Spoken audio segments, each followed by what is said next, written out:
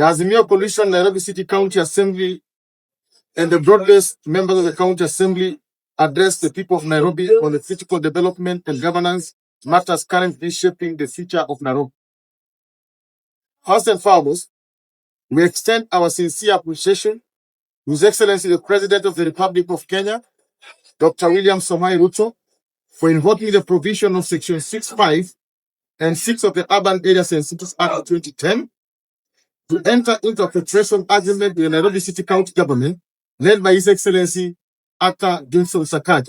As members of the broad-based government in the capital city of Nairobi and County Assembly of Nairobi, in the spirit and guidance of the Raila Amolo Odinga, we firmly reject any attempt,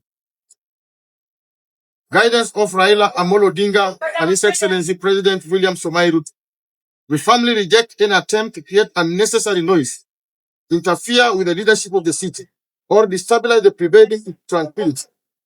Our priority remains the fulfillment of the aspiration of the broad-based government and socio-economic advancements of Nairobi.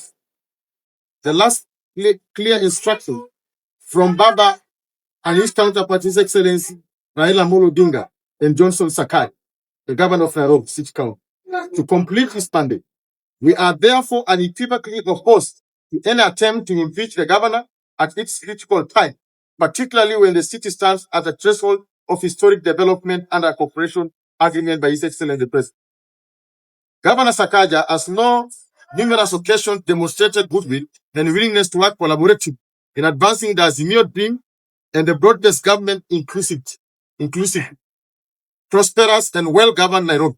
In that spirit, we shall fully support him to ensure stability and continued leadership for the benefit of our people.